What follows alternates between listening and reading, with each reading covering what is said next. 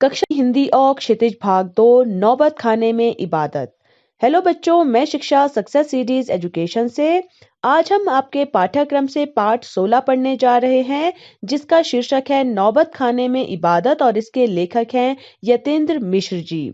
और इस चैप्टर में जो लेखक हैं, उन्होंने जो उस्ताद बिस्मिल्लाह खान हैं, जो प्रसिद्ध शहनाई वादक है, उनके बारे में बताने की कोशिश की है। और उन्होंने साथ ही साथ ये भी बताया है कि उनकी क्या-क्या रुचियां थी, उनकी जो संगीत के प्रति साधना थी, जो लगन थी, उसको जो है हमारे सामने व्यक्त करने की उन्होंने पूरी-पूरी कोशिश की है। तो उन्होंने किस तरह से जो है बिस्मिल्लाह खान के बारे में हमें बताया है, वो हम चैप्टर के थ्रू जानेंगे। तो चलिए चैप्टर को डिटेल में पढ़ते हैं। सन 1916 से 1922 के आसपास की काशी पंचगंगा घाट स्थित बालाजी मंदिर की ड्योढ़ी का नौबत खाना और नौबत खाने की मंगल ध्वनि। पंचगंगा जो है वो कहा गया है काशी का एक प्रसिद्ध घाट, जो मान्यता अनुसार 5 नदियों का संगम स्थान है। यानी पंचगंगा जो है वहां पर 5 नदियों का संगम होता है, 5 नदियों का मिलन होता है। ड्योढ़ी कहा जाता है दरवाजे को या चौखट को। नौबत खाना कहा जाता है वह स्थान जहां नकारे या नगाड़े बजाए जाते हैं। और मंगल ध्वनि कहते हैं मांगलिक अवसरों या उत्सव आदि में होने वाली जो ध्वनि होती है, यानी जो शुभ अवसर होते हैं, त्योहार होते हैं, उनमें जो मंगल ध्वनि गाई जाती है या फिर जो शुभ ध्वनि निकलती है। अब यहाँ पर लेखक 1916 और 1922 के बीच की जो काशी है उसका वर्णन कर रहे हैं कि जो पंचगंगा है वहां पर जो है एक मंदिर है बालाजी का, उसकी जो दरवाजा है या जो चौखट है, वहां पर जहां पर नगाड़े बजाए जाते हैं या नगाड़े बजाए जाते हैं या मंगल ध्वनि बजाई जाती है, उस चीज का जो दृश्य है वो हमारे सामने प्रस्तुत करने की कोशिश कर रहे हैं। अमरुद्दीन अभी सिर्फ 6 साल का है और बड़ा भाई शमसुद्दीन 9 साल का। अमरुद्दीन को पता नहीं है कि राग किस चिड़िया को कहते हैं, और ये लोग हैं मामू जान वगैरह, जो बात बात पर भीम पलासी या मुल्तानी कहते रहते हैं। राग होता है किसी खास धुन में बिठाए गए स्वर का जो ढांचा होता है, और भीम पलासी जो है वो दिन के रागों में अति मधुर और कर्णप्रिय राग है, यानी ये एक राग का नाम है भीम पलासी। और मुल्तानी जो है वो भारतीय शास्त्रीय संगीत का एक राग है, यानी जो ये नाम है मुल्तानी, भीम पलासी, ये जो है राग के एक प्रकार हैं। तो यहाँ पर लेखक बता रहे हैं कि जो अमरुद्दीन है वो 6 साल के हैं और जो उनके बड़े भाई हैं शमसुद्दीन वो 9 साल के हैं। अब जो अमरुद्दीन है उनको कुछ भी पता नहीं है संगीत के बारे में कि संगीत क्या है, राग किसे कहते हैं। और जो उनके मामू हैं वो जो है बात बात पर रागों के बारे में बात करते रहते हैं, जैसे भीम पलासी, मुल्तानी, वो जो है बात बात पर जो है इन रागों को गाना शुरू कर देते हैं। क्या वाजिब मतलब हो सकता है इन शब्दों का? इस लिहाज से अभी उम्र नहीं है अमरुद्दीन की जान सके इन भारी शब्दों का वजन कितना होगा। गोया इतना जरूर है कि अमरुद्दीन और शमसुद्दीन के मामा द्विय सादिक हुसैन और अली बख्श देश के जाने माने शहनाई वादक हैं, विभिन्न रियासतों के दरबार में बजाए जाते हैं। वाजिब होता है सही और लिहाज होता है शील या संकोच आदि के विचार से रख जाने वाला ध्यान। और गोया कहा गया है वक्ता को। और वादक होता है संगीत में जो यंत्र यूज किए जाते हैं उनको बजाने वाले को वादक कहते हैं। और रियासतें कहा जाता है हुकूमत को। अब लेखक यहाँ पर बताते हैं कि जो अमरुद्दीन है वो अभी बहुत छोटे हैं और उनको ये जो रागों के नाम हैं, उनके इतने भारी भारी जो ये शब्द हैं, उनकी उम्र अभी इतनी नहीं है कि वो इनके अर्थ जान पाए या ये समझ पाए कि जो ये शब्द हैं वो क्या हैं। अब साथ ही साथ लेखक यहाँ पर ये भी बताते हैं कि जो अमरुद्दीन और शमसुद्दीन हैं, उनके जो 2 मामा हैं सादिक हुसैन और अली बख्श, वो जो है जाने माने शहनाई वादक हैं देश के, यानी जो उनके मामू हैं दोनों, वो जो है बहुत अच्छे शहनाई बजाते हैं। वो बहुत सारी विभिन्न हुकूमत के दरबार में जो है शहनाई बजाने जाते रहते हैं। रोजना मचे में बालाजी का मंदिर सबसे ऊपर आता है। हर दिन की शुरुआत वहीं ड्योढ़ी पर होती है। मंदिर के कर मुल्तानी, कल्याण, ललित और कभी भैरव रागों को सुनते रहते हैं। ये खानदानी पेशा है अली बख्श के घर का। उनके अब्बा जान भी यहीं ड्योढ़ी पर शहनाई बजाते रहते हैं। रोजाना मचे कहा जाता है। एक रोजाना मचा एक विस्तृत खाता है जो किसी व्यवसाय के विभिन्न वित्तीय लेन देन को रिकॉर्ड करता है, जिसका उपयोग भविष्य में सामंजस्य के लिए किया जाता है। यानी ये एक प्रकार का जो वित्तीय लेन देन होता है उसका रिकॉर्ड रखता है। ड्योढ़ी होता है दहलीज या दरवाजा, और खानदानी होता है वंश परंपरागत या पैतृक। पेशा कहा जाता है काम को। अब लेखक यहाँ पर बताते हैं कि जो अली बख्श हैं उनके दिन की जो शुरुआत है वो बालाजी मंदिर की दहलीज से ही होती थी। यानी वहां पर से ही वो जो है पहले अपनी शहनाई बजाना शुरू करते थे और उनके जो व्यवसाय है वो वहीं से शुरू होता था। अब अब लेखक यहाँ पर ये भी बताते हैं कि जो मंदिर के व्याघ्र हैं उनको पता नहीं संगीत की कितनी समझ है कि जो रोज रोज जो है वो अलग अलग राग सुनते रहते हैं।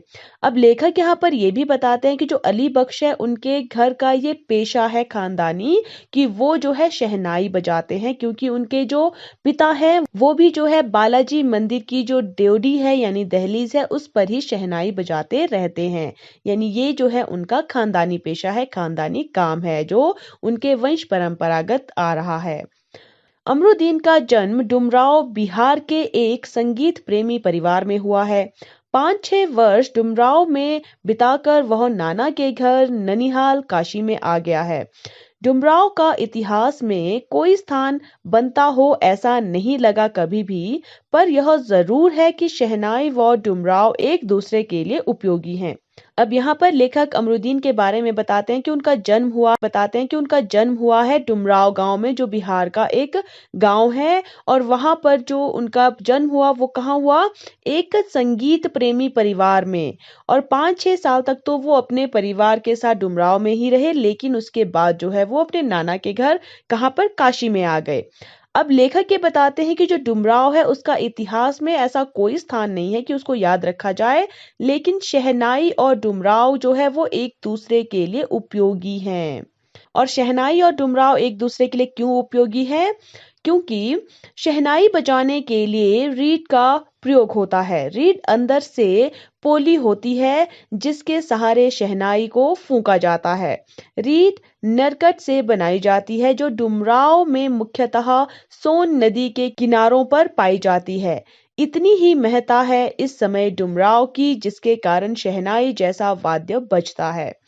नरकट कहा जाता है तार की घास को। नरकट एक घास है जिसके पौधे का तना जो है वो खोखला गांठ वाला होता है। महत्ता होता है महत्व। अब यहाँ पर डुमरांव और शहनाई का महत्व एक दूसरे के लिए क्या है, क्योंकि जो शहनाई है उसको बजाने के लिए किसका प्रयोग किया जाता है, रीड का। और रीड जो है वो अंदर से कैसी होती है, पोली होती है, खोखली होती है, और इसके सहारे ही शहनाई को फूंका जाता है। और जो ये नरकट है, ये रीड है, ये किससे बनाई जाती है, डुमरांव के जो मुख्यतः सोन नदी है उसके किनारे जो है ये नरकट पाया जाता है, जिसके कारण जो है शहनाई जैसा वाद्य बजता है। यानी बिना रीड के जो है ये शहनाई नहीं बज सकती है, इसलिए जो डुमरांव है वो शहनाई के लिए उपयोगी है। फिर अमरुद्दीन जो हम सबके प्रिय हैं, अपने उस्ताद बिस्मिल्लाह खान साहब हैं। उनका जन्म स्थान भी डुमरांव ही है। इनके परदादा उस्ताद सराल हुसैन खान डुमरांव निवासी थे। बिस्मिल्लाह खान उस्ताद पैगंबर बख्श खान और मिठन के छोटे साहबजादे हैं।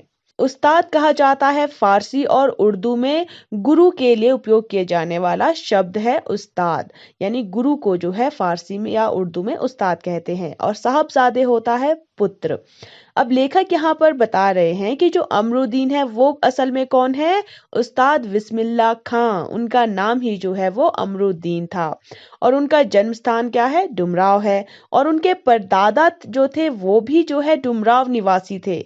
अब यहाँ पर उनके बारे में जो है डिटेल में लेखक हमें बता रहे हैं। यहाँ अमरुद्दीन की उम्र अभी 14 साल है। मसलन बिस्मिल्लाह खां की उम्र अभी 14 साल है। वही काशी है, वही पुराना बालाजी का मंदिर जहाँ बिस्मिल्लाह खान को नौबत खाने रियाज के लिए जाना पड़ता है। मसलन होता है उदाहरण स्वरूप और रियाज कहा जाता है अभ्यास को। अब यहाँ पर लेखक बताते हैं कि जो अमरुद्दीन है उनकी उम्र 14 साल है। उदाहरण स्वरूप ये कहा जा सकता है कि बिस्मिल्लाह खां की उम्र जो है वो अभी 14 साल है और वही काशी है और वही पुराना बालाजी का मंदिर है जहां पर बिस्मिल्लाह खां जो है वो नौबत खाने में अभ्यास के लिए जाते थे। मगर एक रास्ता है बालाजी मंदिर तक जाने का। यह रास्ता रसूलन बाई और बतूलन बाई के यहाँ से होकर जाता है। इस रास्ते से अमरुद्दीन को जाना अच्छा लगता है। इस रास्ते ना जाने कितनी तरह के बेल बनाव, कभी ठुमरी, कभी ठप्पे, कभी दादर के मार्फत ड्योढ़ी तक पहुंचते रहते हैं। मार्फत होता है द्वारा। अब यहाँ पर लेखक बताते हैं कि जो बालाजी मंदिर तक जाने का रास्ता है वो एक है और ये जो रास्ता है वो किसके घर के होकर जाता है? रसूलन बाई और बतूलन बाई के यहाँ से। और इस रास्ते से जो अमरुद्दीन है उनको जाना अच्छा लगता है क्योंकि इस रास्ते में बहुत सारे जो राग हैं, जो ठुमरी है, ठप्पे है, दादर है, उनके द्वारा जो है दरवाजे तक जो है वो पहुंचते रहते हैं। यानी ये सारी चीजें उनको अच्छी लगती हैं, इसलिए उन्हें ये रास्ता भी अच्छा लगता है। रसूलन और बतूलन जब गाती हैं तब अमरुद्दीन को खुशी मिलती है।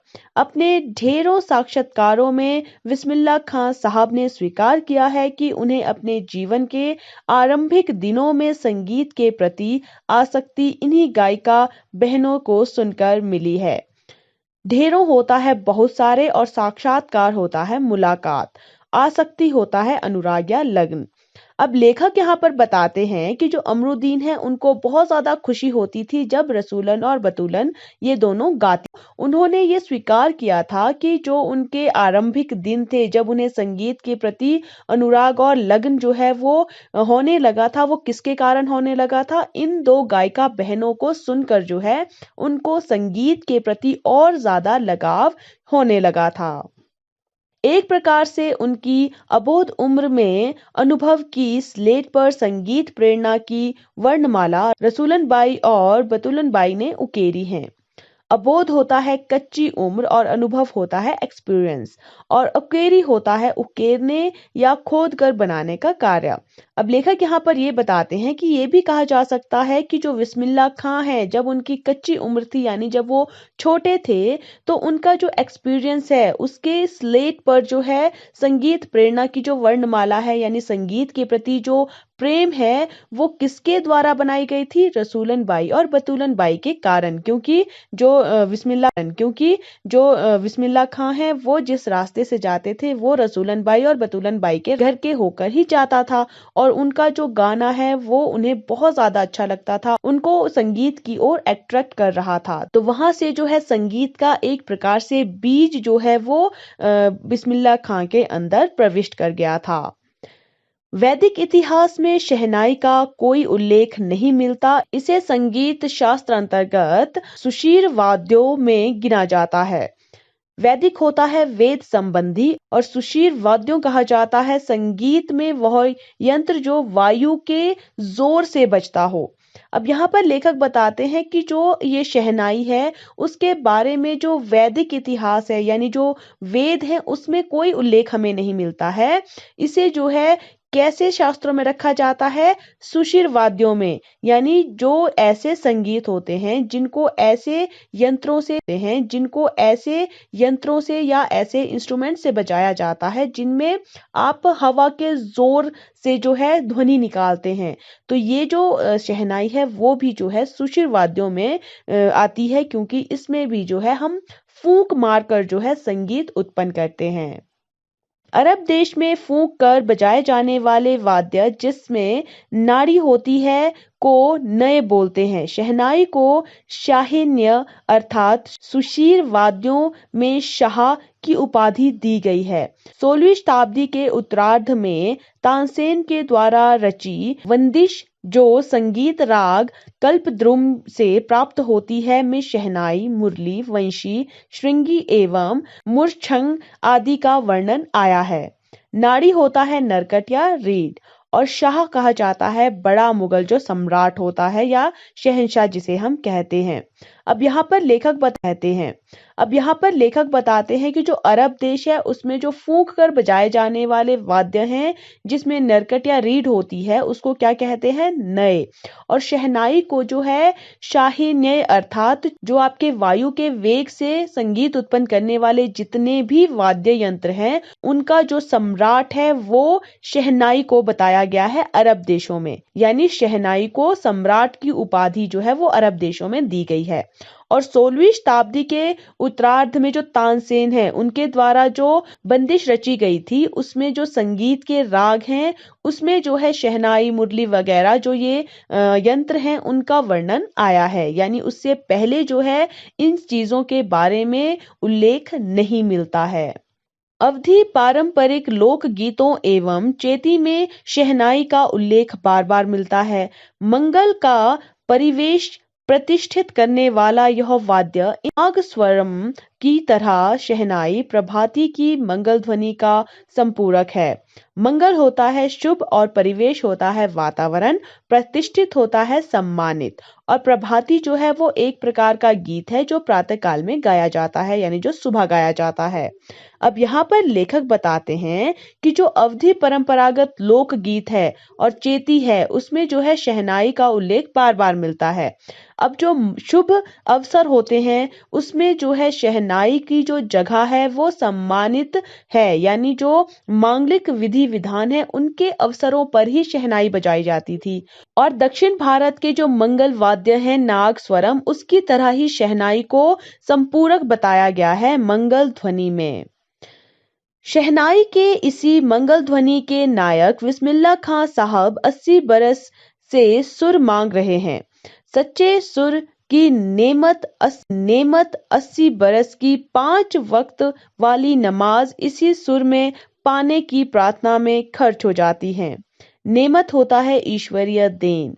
अब यहाँ पर लेखक बताते हैं कि जो प्रसिद्ध शहनाई वादक हैं बिस्मिल्लाह खां साहब वो अपने 80 वर्ष की उम्र में भी जो है अभी भी सच्चे सुर मांग रहे हैं ईश्वर से, यानी जो उनकी 5 वक्त की नमाज है वो हर बार जो है अपने ईश्वर से यही प्रार्थना करते हैं कि उनके जो शहनाई है उससे हमेशा मंगल ध्वनि निकले, उससे हमेशा अच्छे सुर निकले, यानी 80 वर्ष की उम्र में भी है वो अभ्यास किए जा रहे हैं। लाखों सजदे इसी एक सच्चे सुर की इबादत में खुदा के आगे झुकते हैं। वे नमाज के बाद सजदे में गिड़गिड़ाते हैं, मेरे मालिक एक सुर बख्श दे। सुर में वह तासीर पैदा कर कि आंखों से सच्चे मोती की तरह अनगढ़ आंसू निकल आए। तासीर होता है योग्यता। अब लेखक बताते हैं कि जो बिस्मिल्लाह खां साहब हैं उनके लाखों सजदे जो है वो इसी एक सुर की वजह से जो है खुदा के आगे झुकते हैं। वे जो है नमाज के बाद हमेशा सजदे में यही गिड़गिड़ाते रहते हैं कि मेरे मालिक मुझे जो है केवल एक सुर बख्श दे, और उस एक सुर की योग्यता इतनी हो कि जो भी उस सुर को सुने उसकी आंखों से जो है सच्चे मोती की तरह जो आंसू हैं वो लगातार निकल आए, यानी वो हमेशा अभी भी यानी 80 वर्ष की उम्र तक भी जो है हमेशा ईश्वर से यही प्रार्थना करते रहते हैं कि उनके अंदर जो है शहनाई से ऐसे सुर निकलें कि उनकी योग्यता इतनी हो कि लोग जो है उस पर मुग्ध हो जाएं, यानी अभी भी जो है वो अपने आप को परफेक्ट नहीं मानते हैं। उनको यकीन है कभी खुदा यूं ही उन पर मेहरबान होगा और अपनी झोली से सुर का फल निकालकर उनकी ओर उछालेगा, फिर कहेगा ले जा अमरुदीन, इसको खा ले और कर ले अपनी मुराद पूरी। मेहरबान होता है दयावान और मुराद होता है इच्छा। अब लेखक यहाँ पर देखिए ये बता रहे हैं कि जो अमरुदीन है यानी जो बिस्मिल्लाह खां साहब है उनको अभी भी अपने ऊपर ये यकीन नहीं है कि वो अब भी अच्छे शहनाई बजाते हैं। यानी अभी उन्हें ये लगता है कि कभी ना कभी जो ईश्वर है वो उन पर इतना दयावान होगा कि वो उन्हें एक ऐसा सुर का फल देगा, उसको ये कहेंगे कि खाओ और इससे जो है अपनी मुराद पूरी कर लो, इस सुर को जो है तुम बजाओ, इससे जो है लोगों की आंखों से आंसू निकलते जाएंगे या पर जो है मुग्ध हो जाएंगे। अपने ऊहापोह से बचने के लिए हम स्वयं किसी शरण, किसी गुफा को खोजते हैं जहां अपनी दुश्चिंताओं, दुर्बलताओं को छोड़ सके और वहां से फिर अपने लिए एक नया तिलिस्म गढ़ सके। हिरन अपनी ही महक से परेशान पूरे जंगल में उस वरदान को खोजता है जिसकी गमक उसी में समाई है।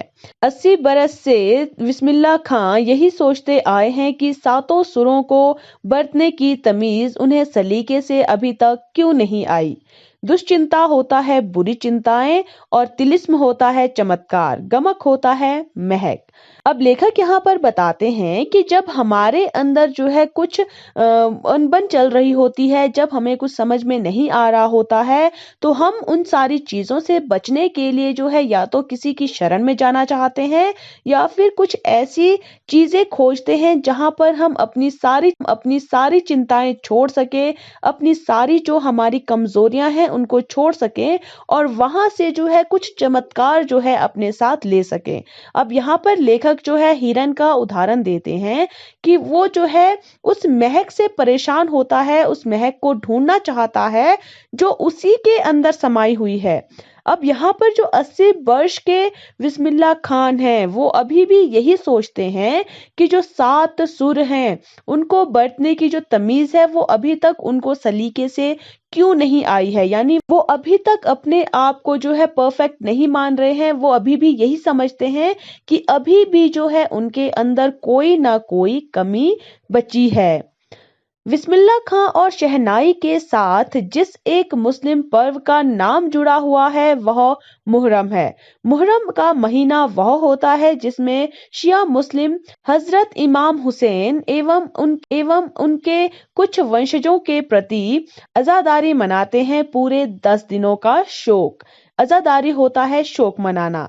अब यहाँ पर लेखक जो है वो बिस्मिल्लाह खान और शहनाई को जो है एक मुस्लिम त्योहार के साथ जोड़ रहे हैं कि उनका जो नाम जुड़ता है वो मुहर्रम से जुड़ता है और मुहर्रम जो है वो क्या है, वो शोक महीना कहा जाता है। यानी पूरे 10 दिनों तक जो है शोक मनाया जाता है। वे बताते हैं कि उनके खानदान का कोई व्यक्ति मुहर्रम के दिनों में ना तो शहनाई बजाता है, ना ही किसी संगीत के कार्यक्रम में शिरकत ही करता है।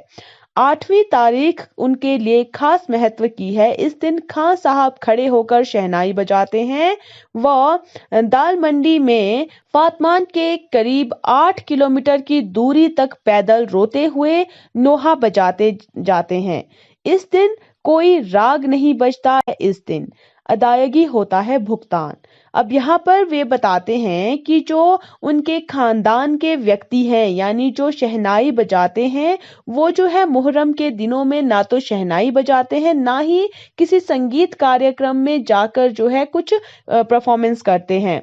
और जो 8वीं तारीख होती है यानी जो 10 दिन तक शोक मनाया जाता है उसका जो 8वां दिन होता है वो उनके लिए खास महत्व रखता है। क्यों?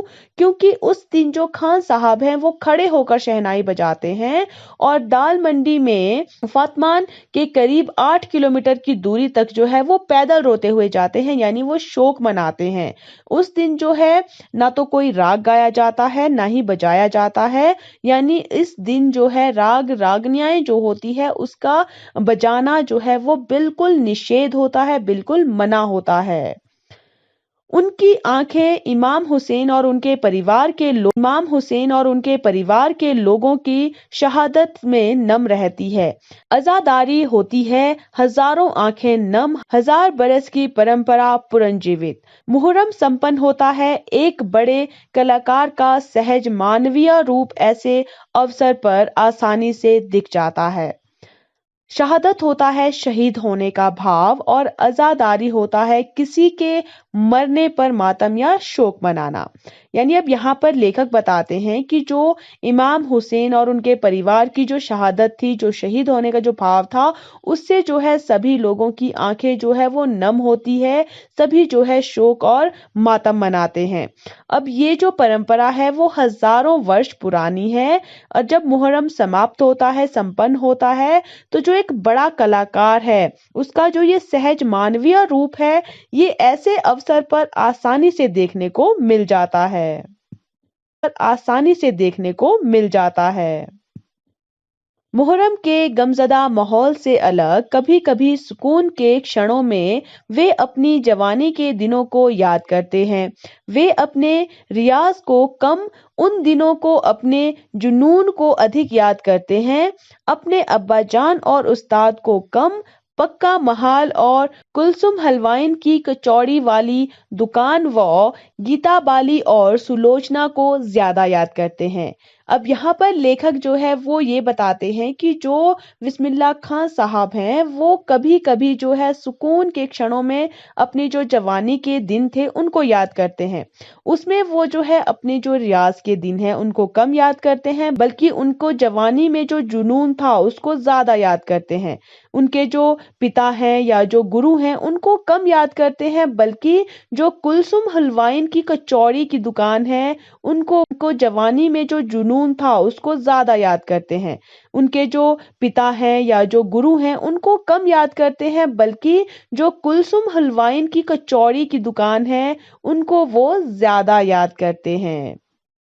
कैसे सुलोचना उनकी पसंदीदा हीरोइन रही थी, बड़ी रहस्यमयी मुस्कुराहट के साथ गालों पर चमक आ जाती है।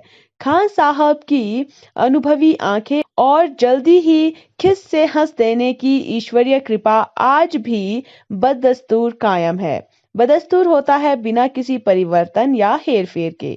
अब लेखक बताते हैं कि जो सुलोचना है वो बिस्मिल्लाह खान साहब की जो है पसंदीदा हीरोइन रही है और उनके बारे में बात करते ही जो एक मुस्कुराहट उस समय उनके चेहरे पर आ जाती थी वो आज भी जो है बिना किसी परिवर्तन के उसी तरह से कायम है। इसी बाल सुलभ हंसी की कई यादें का छुपकर नाना को शहनाई बजाते हुए सुनता था। रियाज के बाद जब अपनी जगह से उठकर चले जाएं, तब जाकर ढेरों छोटी बड़ी शहनाइयों की भीड़ से अपने नाना वाली शहनाई ढूंढता और एक एक शहनाई को फेंक कर खारिज करता जाता। बाल सुलभ होता है बच्चों की तरह और नैसर्गिक होता है स्वाभाविक। अब जो ये बच्चों की तरह उनकी हंसी है उनमें कई यादें बंद है। जब भी वे कुछ जिक्र करते हैं उस समय भी जो है आनंद से उनकी आंखें चमक जाती है। अब लेखक बताते हैं कि जो अमरुद्दीन है वो जब 4 साल के रहे होंगे तब जो है वो छुप कर अपने नाना को शहनाई बजाते हुए सुनते थे और जब उनके नाना अपने रियाज से उठ जाते थे तब जो है अमरुद्दीन उनकी जगह पर जाकर जो उनकी ढेर सारी छोटी बड़ी शहनाइयां थी उनको बजा बजा कर जो है फेंक देते थे, खारिज कर देते थे। यानी वो उस शहनाई देते थे, खारिज कर देते थे, यानी वो उस शहनाई को ढूंढते थे जो उनके नाना बजा रहे थे, क्योंकि नाना जो है वो बहुत ही सुरीला बजाते थे और जो अमरुद्दीन है वो 4 साल के थे, इसलिए वो जो है अच्छे से शहनाई नहीं बजा पाते थे। और जब वो शहनाइयों को बजा रहे होते थे तो उनको जो है वो शहनाई उतनी मधुर नहीं लगती थी जितने उनके नाना बजाते थे। तो वो जो है हर शहनाई को खारिज कर देते थे, उनको जो है वही शहनाई चाहिए थी जो उनके नाना बजा रहे होते थे। सोचता लगता है मीठी वाली शहनाई दादा कहीं और रखते हैं। जब मामू अली बख्श खां शहनाई बजाते हुए सम पर आए तब धड़ से एक पत्थर जमीन पर मारता था। सम पर आने की तमीज उन्हें बचपन में ही आ गई थी, मगर बच्चे को यह नहीं मालूम था कि दाद वाह करके दी जाती है, सिर हिलाकर दी जाती है, पत्थर पटक कर दी जाती है, पत्थर पटक कर नहीं। सम होता है सादृश्य यानी एक जैसे।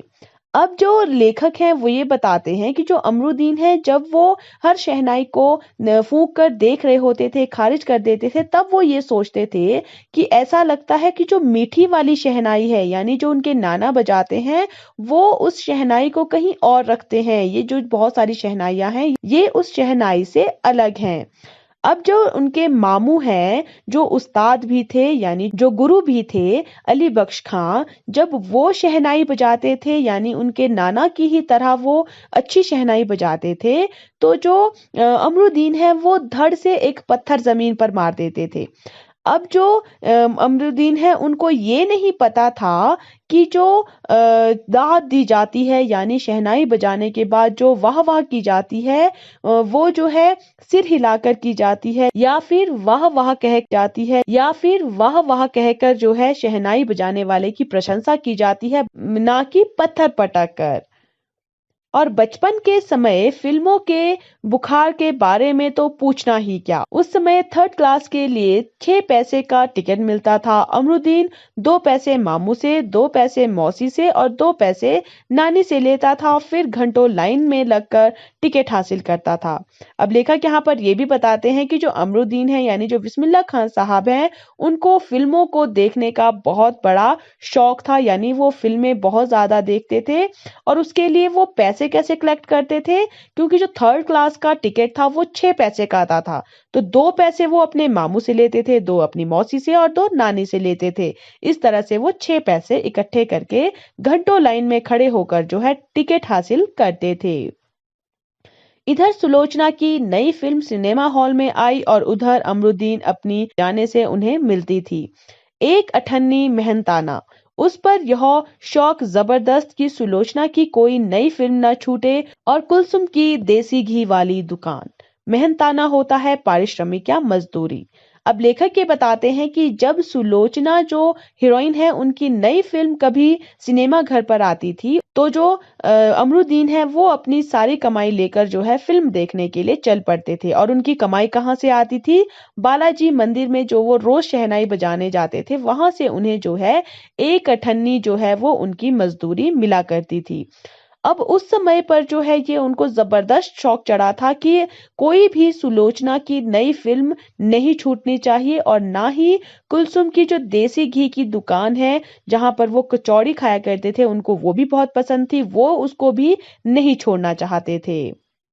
वहाँ की संगीतमय कचौड़ी इस तरह क्योंकि कुलसुम जब कलकलाते घी में कचौड़ी डालती थी, उस समय छन से उठने वाली आवाज से उन्हें सारे आरोह अवरोह दिख जाते थे।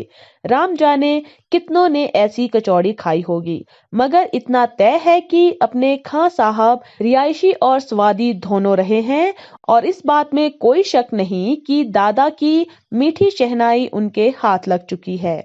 यानी यहाँ पर लेखक ये बताते हैं कि जो कुलसुम की जो कचौड़ी है वो संगीतमय क्यों थी, क्योंकि जब जो है कुलसुम कलकलाते हुए घी में कचौड़ी डालती थी तो छन से आवाज उठती थी। और ये जो कचौड़ी है वो किसने खाई है किसने नहीं खाई है ये तो नहीं जाना जा सकता, लेकिन ये तय है कि जो खां साहब है उनके हाथ जो है वो दादा की मीठी वाली शहनाई लग चुकी है। यानी अब जो बिस्मिल्लाह खां साहब है वो भी शहनाई बहुत ही ज्यादा मीठी बजाने लग गए थे। काशी में संगीत आयोजन की एक प्राचीन एवं अद्भुत परंपरा है। यह आयोजन पिछले कई वर्षों से संकट मोचन मंदिर में होता आया है। यह मंदिर शहर के दक्षिण में लंका पर स्थित है और हनुमान जयंती के अवसर पर यहाँ 5 दिनों तक शास्त्रीय एवं उपशास्त्रीय गायन वादन की उत्कृष्ट सभा होती है। इसमें बिस्मिल्लाह खां अवश्य रहते हैं। उत्कृष्ट होता है श्रेष्ठ। अब यहाँ पर लेखक बताते हैं कि जो काशी है उसमें संगीत जो आयोजन होता है वो एक प्राचीन और अद्भुत परंपरा है, यानी काशी में संगीत आयोजन होता चला आया है। और ये जो आयोजन है वो बहुत वर्षों पहले से जो कहाँ होता आया है, संकट मोचन मंदिर में होता आया है। और यहाँ पर जो बिस्मिल्लाह खान है वो हमेशा उपस्थित रहते हैं। अपने मजहब के प्रति अत्यधिक समर्पित उस्ताद बिस्मिल्लाह खां की श्रद्धा काशीनाथ जी के प्रति भी अपार है। वे जब भी काशी से बाहर रहते हैं तब विश्वनाथ व बालाजी मंदिर की दिशा की ओर मुंह करके बैठते हैं। थोड़ी देर ही सही मगर उसी ओर शहनाई का प्याला घुमा दिया जाता है और भीतर की आस्था रीढ़ के माध्यम से बजती है। खां साहब की एक रीढ़ 15 से 20 मिनट के अंदर गीली हो जाती है, तब वे दूसरी रीढ़ का इस्तेमाल कर लिया करते हैं। अपार होता है बहुत अधिक। अब यहाँ पर लेखक बताते हैं कि जो उस्ताद बिस्मिल्लाह खान हैं, वो अपने मजहब के प्रति तो समर्पित थे ही, उसके साथ ही साथ वे काशी विश्वनाथ जी के प्रति भी जो है उनके अंदर अपार श्रद्धा थी। और जब भी वो काशी से बाहर रहते थे तब भी वो विश्वनाथ व बालाजी मंदिर की दिशा की ओर मुंह करके ही बैठते थे और शहनाई बजाते रहते थे। और उनकी जो रीढ़ है वो 15 से 20 मिनट में ही गीली हो जाती है और तब उनको दूसरी रीढ़ यूज करनी पड़ती है। अक्सर कहते हैं, क्या करे मियाँ ई काशी छोड़कर कहाँ जाएं, गंगा मैया यहाँ, बाबा विश्वनाथ यहाँ, बालाजी का मंदिर यहाँ, यहाँ हमारे खानदान की कई पुश्तों ने शहनाई बजाई है। हमारे नाना तो वहीं बालाजी मंदिर में बड़े प्रतिष्ठित शहनाईवाज रह चुके हैं। अब हम क्या करें, मरते दम तक ना यह शहनाई छूटेगी ना काशी।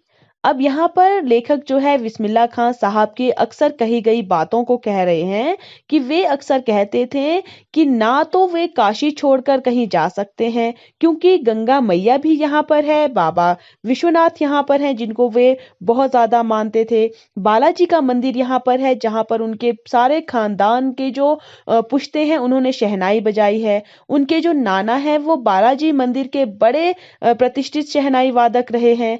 अब वो ये कहते हैं कि वो क्या करें, वो ना तो मरते दम तक शहनाई छोड़ेंगे और ना ही काशी को छोड़ने वाले हैं।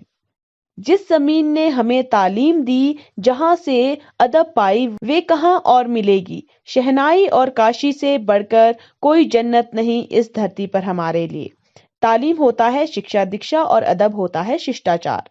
बिस्मिल्लाह खां साहब ये भी कहते थे कि जो ये काशी की जमीन है इसी पर उन्होंने शिक्षा दीक्षा पाई है, यहाँ पर ही उन्होंने शिष्टाचार सीखा है, ये सारी चीजें उन्हें और कहीं पर नहीं मिलेगी।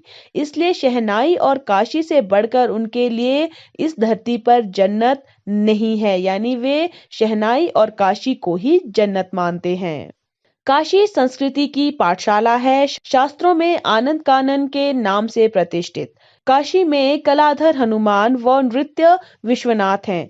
काशी में बिस्मिल्लाह खान है। काशी में हजारों सालों का इतिहास है जिसमें पंडित कंठे महाराज हैं, विद्याधरी हैं, बड़े रामदास जी हैं, मौजूदीन खां हैं व इन रसिकों से उत्कृष्ट होने वाला अपार जन समूह है। रसिको होता है जिनके हृदय में सौंदर्य, प्रेम, भक्ति, कला आदि के प्रति अनुराग हो, और अपकृत होता है कृतज्ञ। अब लेखक यहाँ पर ये बताते हैं कि जो काशी है वो संस्कृति की एक पाठशाला है, यानी काशी में संस्कृति भरमार है। वहां पर कलाधर हनुमान है, वहां पर नृत्य विश्वनाथ है, बिस्मिल्लाह खां है, हजारों सालों का इतिहास है जिसमें पंडित कंठे महाराज हैं, विद्याधरी हैं, यानी बहुत सारी चीजें हैं जो काशी को एक संस्कृति की पाठशाला की तरह जो है वो प्रतिष्ठित करती है। यह एक अलग काशी है जिसकी अलग तहजीब है, अपनी बोली और अपने विशिष्ट लोग हैं।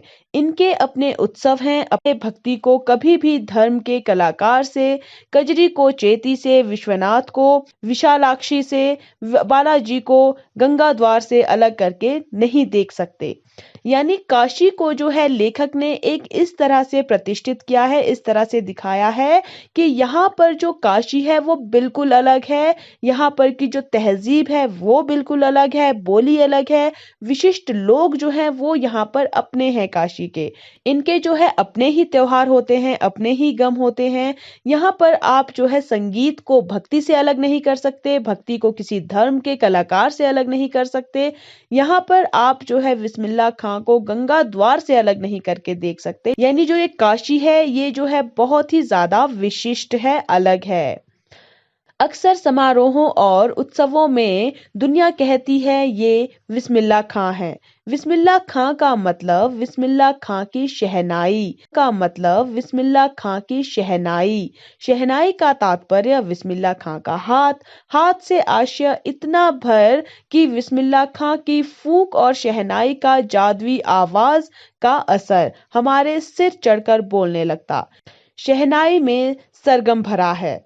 अब यहाँ पर देखिए लेखक ने कितने अच्छे तरीके से बताया है कि जो समारोह होते हैं, उत्सव होते हैं, उसमें दुनिया क्या कहती है कि ये बिस्मिल्लाह खां है। अब बिस्मिल्लाह खां से आपका मतलब क्या है कि बिस्मिल्लाह खां की शहनाई, क्योंकि बिस्मिल्लाह खां बहुत ज्यादा अच्छी शहनाई बजाते हैं।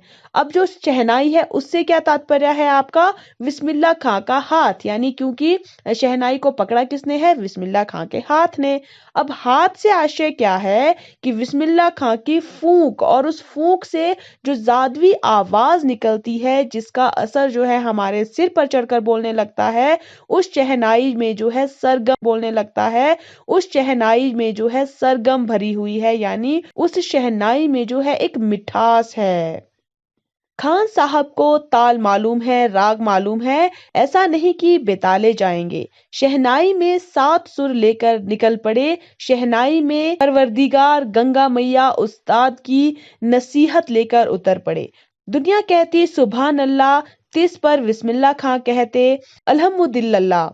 छोटी छोटी उपज से मिलकर एक बड़ा आकार बनता है। शहनाई का करतब शुरू होने लगता है। अब यहाँ पर लेखक ये बताते हैं कि जो खान साहब हैं उनको ताल भी मालूम है, राग भी मालूम है। ऐसा नहीं है कि वो बिना ताल के ही जो है वो शहनाई बजा देंगे। वे जो है शहनाई में 7 सुर लेकर निकल पड़ते हैं, और शहनाई में जो ईश्वर है, गंगा मैया है, जो उस्ताद हैं यानी जो उनके गुरु हैं, उनकी नसीहत को लेकर वो हमेशा चलते हैं। और उनकी शहनाई को सुनकर जो दुनिया है वो सुभान अल्लाह कहती है, जिस पर बिस्मिल्लाह खान जो है पलटकर अल्हम्दुलिल्लाह कहते हैं।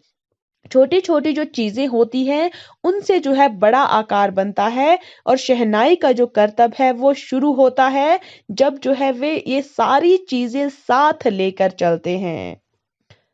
बिस्मिल्लाह खां का संसार सुरीला होना शुरू हुआ। फूंक में अजान की तासीर उतरती चली गई। देखते देखते शहनाई 1.5 शतक के साज से 2 शतक का साज बन साजों की करतार में सरताज हो गई। अमरुद्दीन की शहनाई गूंज उठी। उस फकीर की दुआ लगी जिसने अमरुद्दीन से कहा था बजा बजा। अब यहाँ पर लेखक ये बताते हैं कि जो बिस्मिल्लाह खान है उनका जो संसार है वो अब सुरीला होना शुरू हो गया था। उनका जो संसार है वो अब शहर साजों की सरताज हो गई, यानी शहनाई सबसे ज्यादा मानी जाने लगी। शहनाई जो है वो शहंशाह कहे जाने लगी वाद्य यंत्रों की। किसी दिन एक शिष्य ने डरते डरते खां साहब को टोका, बाबा आप यह क्या करते हैं? इतनी प्रतिष्ठा है आपकी, अब तो आपको भारत रत्न भी मिल चुका है। यह फटी तहमद ना पहना करे, अच्छा नहीं लगता। जब भी कोई आता है आप इसी फटी तहमद में सबसे मिलते हैं। खान साहब मुस्कुराए, लाड़ से भरकर बोले, धत पगली, ई भारत रत्न हमको शहनैया पे मिला है, लुंगिया पे नहीं। प्रतिष्ठा होता है मान मर्यादा सम्मान या इज्जत। अब लेखक यहाँ पर बताते हैं, अब एक दिन जो है उनके एक शिष्य ने डरते डरते खान साहब को टोक दिया, और उन्होंने क्या कहा कि आप ये सब क्या करते हैं? आपकी इतनी इज्जत है, इतना मान सम्मान है, आपको अब भारत रत्न भी मिल चुका है, लेकिन फिर भी जो है आप फटी हुई धोती पहनते हैं। ये सब अच्छा नहीं लगता है। आप जो है ये फटी हुई धोती ना पहना करें। जब भी आप किसी से मिलते हैं आपने हमेशा ये फटी हुई धोती पहनी होती है।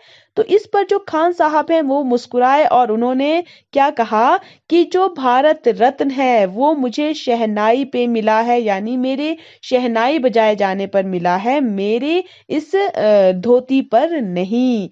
यानी वो जो है इतने सीधे साधे थे कि उनको अपने जो उनको प्रतिष्ठा मिली थी, मान सम्मान मिला था, भारत रत्न मिला था, वो जो है उसको घमंड के रूप में नहीं देखते थे। वो हमेशा सीधे साधे जैसे वो पहले थे वो अब भी जो है उसी तरह से रहा करते थे।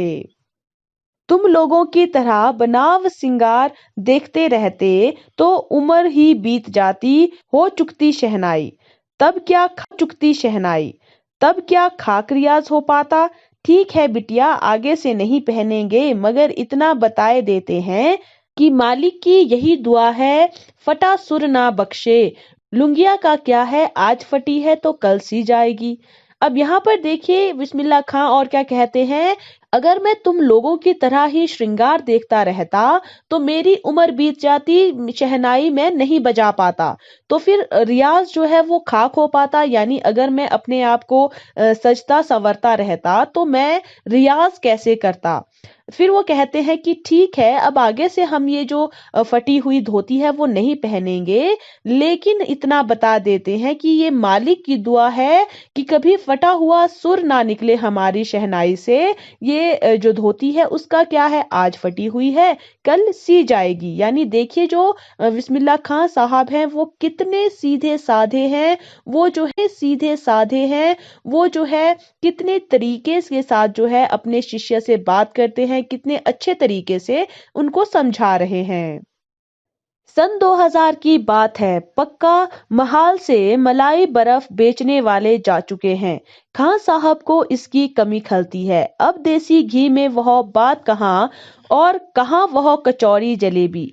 खान साहब को बड़ी शिद्दत से कमी खलती है। अब संगीतियों के लिए गायकों के मन में कोई आदर नहीं रहा।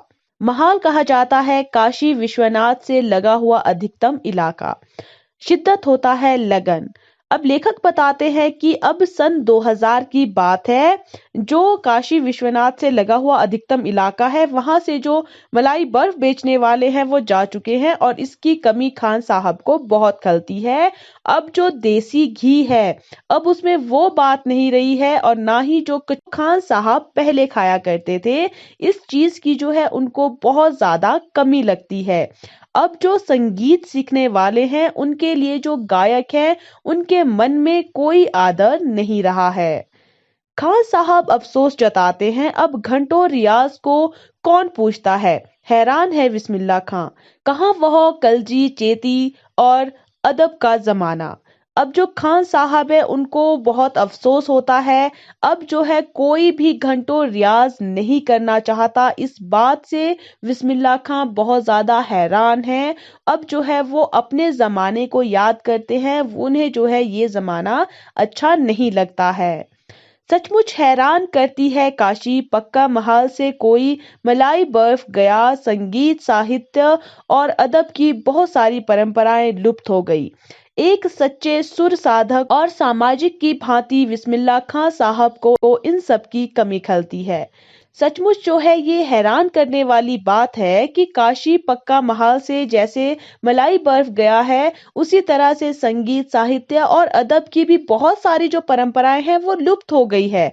अब जो सच्चे सुर साधक हैं, जो सामाजिक की भांति बिस्मिल्लाह खां साहब हैं, उनको ये सारी चीजें खलती है, उनको ये सारी चीजें बहुत खलती है कि ये सारी चीजें लुप्त हो गई हैं। वे इन सारी चीजों को देखना चाहते हैं वापस, लेकिन अब जो समय आया है उसमें ये सारी चीजें लुप्त हो गई है। कोई भी जो है घंटों रियाज नहीं करना चाहता है। काशी में जिस तरह बाबा विश्वनाथ और बिस्मिल्लाह खां एक दूसरे के पूरक रहे हैं, उसी तरह मुहर्रम ताजिया और होली अबीर गुलाल की गंगा जमुनी संस्कृति भी एक दूसरे के पूरक रहे हैं। अभी जल्दी ही बहुत कुछ इतिहास बन चुका है, अभी आगे आगे बहुत कुछ इतिहास बन जाएगा, फिर भी कुछ बचा है जो सिर्फ काशी में है। अब यहाँ पर लेखक जो है बहुत सारी चीजें बता रहे हैं जो काशी में एक दूसरे से पूरक रही है, और ये भी बताते हैं कि बहुत कुछ अभी बचा है जो सिर्फ काशी में ही है। काशी आज भी संगीत के सुर पर जगती और उसी की थापों पर सोती है। काशी में मरण भी मंगल माना गया है। काशी आनंद कानन है। सबसे बड़ी बात है काशी के पास उस्ताद बिस्मिल्लाह खां जैसा लय और सुर की तमीज सिखाने वाला नायाब हीरा रहा है, जो हमेशा से दो कौमों को एक होने व आपस में भाईचारे के साथ रहने की प्रेरणा देता रहा। यानी जो काशी है उसमें अब भी बचा हुआ क्या है कि जो काशी है वो आज भी संगीत के सुर पर ही जागती है और संगीत के साथ ही जो है काशी सोती है और रात भी जो है संगीत के साथ ही समाप्त होती है। काशी में जब कोई मरता है तो वो भी शुभ माना जाता है। काशी जो है वो आनंद कानन है, यानी वहां पर हमेशा आनंद ही होता है। और सबसे बड़ी बात क्या है कि जो काशी है उसके पास कौन है? उस्ताद बिस्मिल्लाह खां, यानी जो सुर की तमीज सिखाने वाले हैं, जो एक नायाब हीरे कहे जाते हैं, जो हमेशा दो कौमों को एक होने और हमेशा भाईचारे के साथ रहने की प्रेरणा देते रहे हैं। यानी वो जो है काशी के लिए सबसे ज्यादा महत्वपूर्ण है। भारत रत्न से लेकर इस देश के ढेरों विश्वविद्यालयों की मानद उपाधियों से अलंकृत वो संगीत नाटक अकादमी पुरस्कार एवं पद्म विभूषण जैसे सम्मानों से नहीं बल्कि अपनी अजेय संगीत यात्रा के लिए बिस्मिल्लाह खां साहब भविष्य में हमेशा संगीत के नायक बने रहेंगे। यानी यहाँ पर लेखक बता रहे हैं कि जो बिस्मिल्लाह खां साहब हैं उनको लोग इसलिए भविष्य में याद नहीं रखेंगे कि उनको बहुत सारे पुरस्कार मिले हैं, वो पद्म विभूषण से सम्मानित किए गए हैं, उन्हें भारत रत्न दिया गया है, बल्कि बिस्मिल्लाह खां को याद रखा जाएगा उनकी जो संगीत यात्रा है जो कभी भी मिटने वाली नहीं है। 90 वर्ष की भरी पूरी आयु में 21 अगस्त 2006 को संगीत रसिकों की हार्दिक सभा से विदा हुए खां साहब की सबसे बड़ी देन हमें यही है कि पूरे 80 वर्ष उन्होंने संगीत को संपूर्णता व एकाधिकार से सीखने की जिजीविषा को अपने भीतर जिंदा रखा। यानी लेखक ये बता रहे हैं कि जो बिस्मिल्लाह खां साहब है उनकी मृत्यु कब हुई? 90 वर्ष की आयु में 21 अगस्त 2000 वर्ष की आयु में 21 अगस्त 2006 को। लेकिन जो बिस्मिल्लाह खां साहब हैं उनकी हमें सबसे बड़ी देन क्या है कि वो पूरे 80 वर्ष में भी जो है संगीत को एक अधिकार से सीखने की जिज्ञासा जो है वो उनके अंदर बनी रही। यानी उन्होंने कभी ये नहीं सोचा कि वे जो है अब सब कुछ सीख चुके हैं, वे जो है अब कंप्लीट संगीत को बजा सकते हैं, उनके जो सुर है वो अब बिल्कुल परफेक्ट है, बल्कि वो 80 वर्ष में जब तक वो संगीत बजाते रहे तब तक वो हमेशा कुछ ना कुछ सीखने की उनके अंदर जिज्ञासा बनी रही। वो हमेशा अपने आप को जो है अधूरा ही समझते थे, हमेशा ईश्वर से ये प्रार्थना करते थे कि उन्हें जो है सच्चा सुर प्रदान करे, उनके अंदर जो शहनाई बजाने की मिठास है वो इतनी अधिक आए, उनकी योग्यता इतनी अच्छी हो जाए कि जो लोग उन्हें सुन रहे हैं वे जो है खुशी से उनकी आंखों के जो आंसू हैं वो झलकते रहें। ये सारी चीजें जो है बिस्मिल्लाह खां को महत्वपूर्ण बनाती है, एक अलग व्यक्ति बनाती है। तो इस चैप्टर से हमें बिस्मिल्लाह खां साहब के बारे में बहुत कुछ जानने को मिलता है कि वो कितने सीधे साधे व्यक्ति थे, संगीत के प्रति उनकी कितनी लगन थी कि 80 वर्ष की आयु तक लगातार संगीत बजाते हुए भी उन्हें अपने ऊपर इतना विश्वास नहीं था कि वे बिल्कुल परफेक्ट संगीत बजाते हैं, उनकी जो शहनाई है वो बहुत ही मधुर है, वो फिर भी जो है कुछ ना कुछ सीखने की जिज्ञासा अपने मन में बनाए रखते थे। आई होप कि इस चैप्टर को पढ़कर बिस्मिल्लाह खां साहब के बारे में आप जानकारी एकत्रित कर पाए होंगे और इस चैप्टर के जो क्वेश्चंस है उसके आंसर्स आप अपने शब्दों में अच्छे से दे पाएंगे और साथ ही साथ इसी तरह के सकते हैं ताकि आप चैप्टर्स को और अच्छे से गहराई से समझ पाएं। धन्यवाद।